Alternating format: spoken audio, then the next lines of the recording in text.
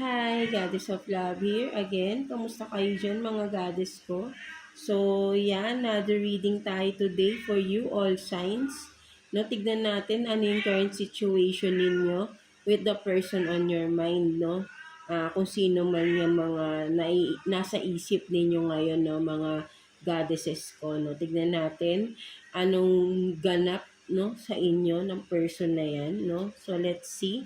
Let's start with you, Taurus.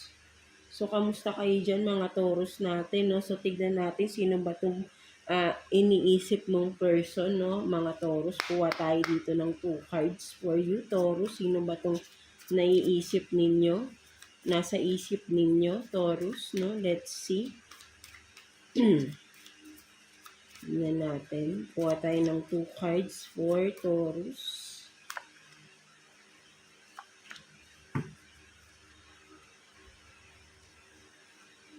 So, you have this green eyes, no? Maybe literally, no?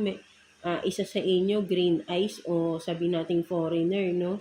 Or mahilig magsuot ng contact lens. Pwede rin na talagang green, no? Or pwede rin sabi nating mahilig sa color green. Yun din yung nakikita ko rito, no? For some of you, itong taon na to. Or vice versa again, no? Para, lagi naman tayong ganun, no? Mga Taurus natin. Or isa pang sa nakikita ko with this green eyes, no? Ang nakikita ko rin dito is ito yung someone na parang sabihin natin the grass is greener, no? For some of you, pwedeng pinagpalit kayo no, dun sa akala niya mas okay, no? Something like that, no? So, ay hindi nyo nakikita ko dyan. So, what else? So, piercing, no? So, maybe one of you, no, or both of you, no, may piercing, no? So, piercing is, yan, literally, may hikaw, no, sa, kung saan part pa ng katawan yan. Hindi lang naman sa tenga yan. Right, no? So, ayun din yung nakikita ko dito, no? Hindi lang sa tenga, no? Pwedeng meron din siya sa ibang part ng katawan niya, no? May piercing siya. So, yeah. So, ito yung person na yan. Or kayo, no? Again, mga Taurus natin. So, let's see, no? Anong current situation ninyo ng person na yan? Kuha tayo dito ng 3 cards for you, Taurus. Current situation ninyo ng person na yan, mga Taurus natin. Let's see. 3 cards for Taurus, please. Hindi natin kukunin yung nag-flip. For Taurus. No, let's see. For Taurus.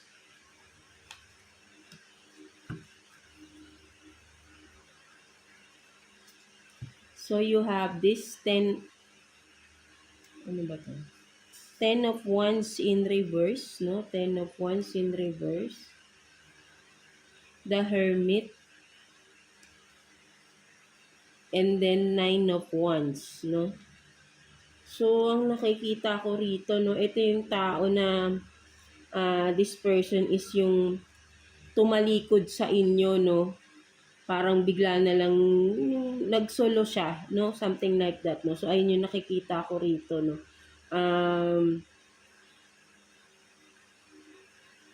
Yeah, ang nakikita ko rin na, ang mas malinaw din na nakikita ko din dito, Taurus, is naghihintay itong tao na to, no? With the 9 of Wands, no? Ito yung tao na pwede rin pinaghintay ka, no? Pinaghintay ka ng matagal, no? With the Hermit, nakikita ko rito, no? Parang matagal na panahon, hinihintay mo pa rin itong magbalik, no? Itong tao na to, mga Taurus, na, ayun yung mas malinaw na nakikita ko, no? Ito yung tao na pwedeng tinalikuran ka ng tao na to, or bigla na lang siyang nawala, ginost ka. But then you are still waiting, no, for this person, no. And medyo matagal mo nang hinihintay itong tao na to na magbalik, no, mga Taurus natin, no, or vice versa, no. So, ayun yung nakikita ko dyan, no. So, may paghihintay na magbalik, no, something like that, no, mga Taurus natin. So, what else? kuha pa tayo dito ng 3 cards for you, Taurus, no? Tingnan pa natin ano pang meron for Taurus. Let's see. Regarding that person na hinihintay ninyo, hinihintay nyo ba talaga? Or kayo ang hinihintay ng tao na to, no, mga Taurus natin? Let's see. Ano bang nangyari sa inyo ng person na yan? Let's see. Kuha tayo ng 3 cards for Taurus. Ano ba nangyari sa inyo ng person na yan, mga Taurus natin?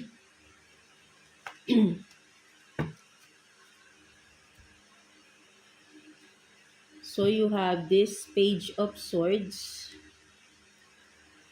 So, maybe for some of you, may younger sa inyo to, no, mga Taurus natin. The Fool in reverse. No? So, may pagka-immature itong tao na to, no? May pagka-immature siya. And then, the Hierophant, no, in reverse. No? Maybe, ito yung tao na committed na kayo kasi bottom of the deck dito, no? Napalingon na ako, no, pagbaba ko ng cards is the 4 of Wands, no? So, for some of you, married kayo ng person na ito, no? And also with the Hierophant, no? Talagang committed kayo for some of you, mga Taurus natin. Ito yung tao na immature, no? Yan, no? Parang sabihin natin na ang mas nakikita ko kasi rito, no, with the Page of Swords and the Fool, no, mas malinaw rito nakikita ko, ito yung tao na nagsinungaling sa inyo, no, mga Taurus natin, no. Wala siyang pakialam kung ano yung pagsisinungaling niya sa inyo. Parang with the Hierophant, nakikita ko rito, kung sa spiritual, no, sabihin natin, no, hindi siya naniniwala sa mga karma, bad karma na yan. Kahit kaya itong tao na to, with the Fool in reverse, no, kahit ano gagawin niya. Dahil wala siyang, sabihin natin hindi siya naniniwala sa bad karma, no, something like that, no. So, and with the Page of Swords, no, nakikita ko, ito yung sabihin natin yung bunganga niya, no, yung the way siya magsalita, no, ay padalos-dalos. Yung mga words niya, hindi maganda, no? May pagkamayabang, no? Something like that. No? So, ayun yung nakikita ko rito sa tao na to, no? Ayun yung pagkataon for some of you Taurus, no? Ito yung nagsinungaling, no? Nagsinungaling, very immature na person. And then for some of you, committed kayo, married kayo ng tao na to. For some of you, maybe younger to sa inyo, mga Taurus natin. And then, ito yung nagsinungaling, tumalikod sa inyo, no? And then, ang nakikita ko, parang hinihintay nyo pa rin for some of you na magbalik, no? Medyo may katagalan na rin. Yung separation, may nakikita akong separation dito, no? Mga Taurus natin. So, yeah, let's see. Kuha pa tayo ng additional cards for you, Taurus, no? Kuha tayo dito ng 4 cards. Baka makakuha pa tayo. Ano ba bang nangyari sa inyo ng person na yan? Let's see. 4 cards for Taurus, please. 4 cards for Taurus. Tingnan natin.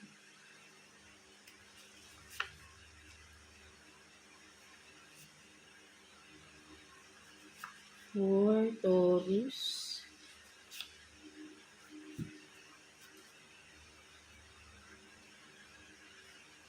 So, you have this selling, no? Maybe for some of you, nasa sales kayo or yung person mo, no? Ayan yung work or business, no? Selling, something like that.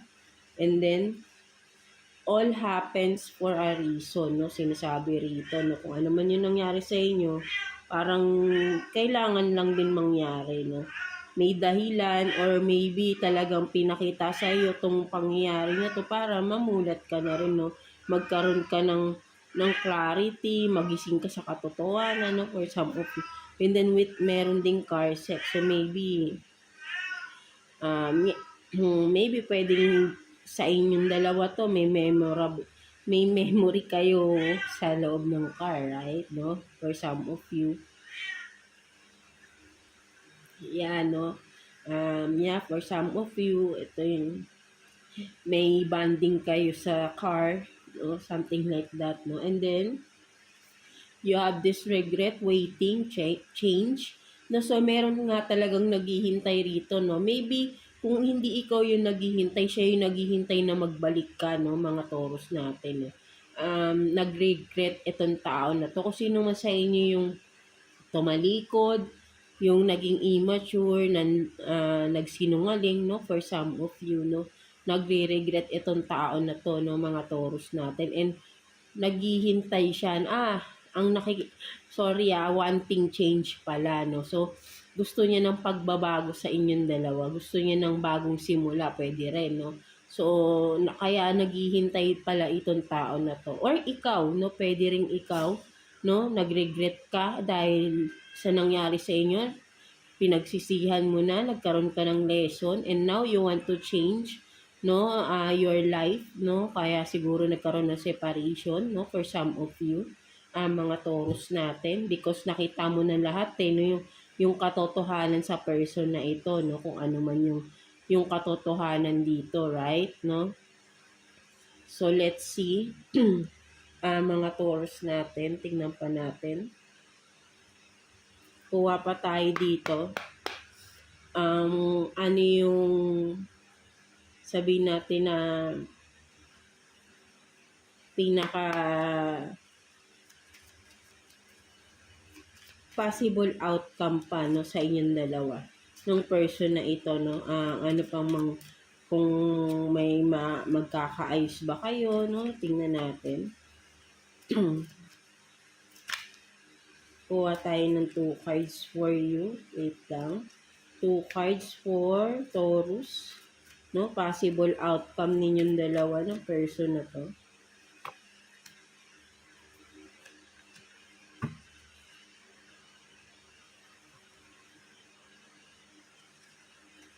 So you have this between the lines, no? Look for what's hidden.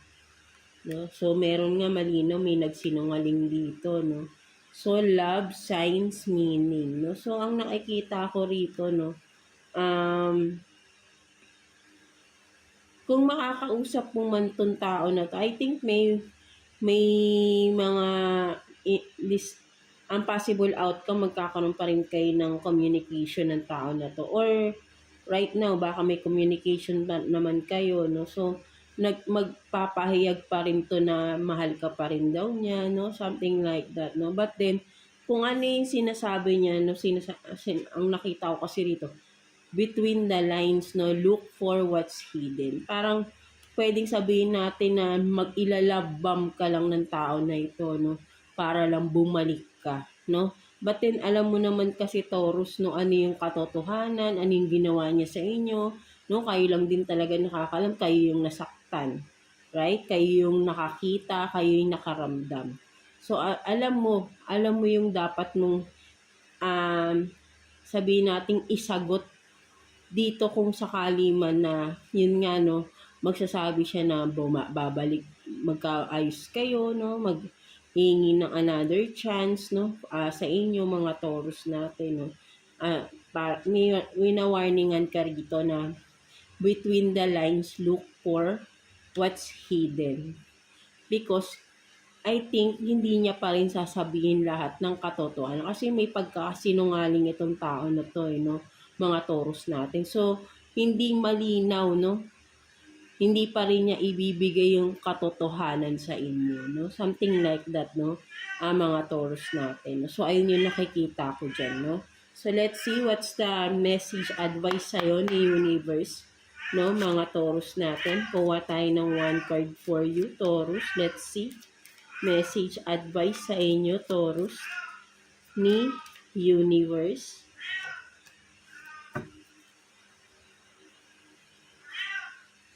So, you have this beauty sleep, no? So, sinasabi sa ni Universe, tama na yung stress, no? Wag mo nang masyadong pakaisipin itong tao na to. Have some rest, no? Mas magtuon ka sa sarili mo. Love yourself more, no? Self-love, self-care, no? Ayun yung mas nakikita ko ito. Kasi for some of you, parang buong buhay mo binigay mo sa tao na ito, nawalan ka na ng pagmamahal, oras sa sarili mo dahil lahat ibinigay mo sa tao na ito, no? So, maybe this time, sinasabi sa'yo ni universe, it's time for yourself naman, no? Tigilan mo na yung pag-iisip sa tao na yan because itong tao na to, hindi naman deserve na isipin mo pa, no? Mga Taurus natin. So, ayun yung nakikita ko dito, no? For some of you, Taurus. So, yeah. That's it for you. I hope na naka-resonate kayo sa reading ninyo today, mga Taurus natin. So, yeah, God bless you all and thank you for watching, Taurus.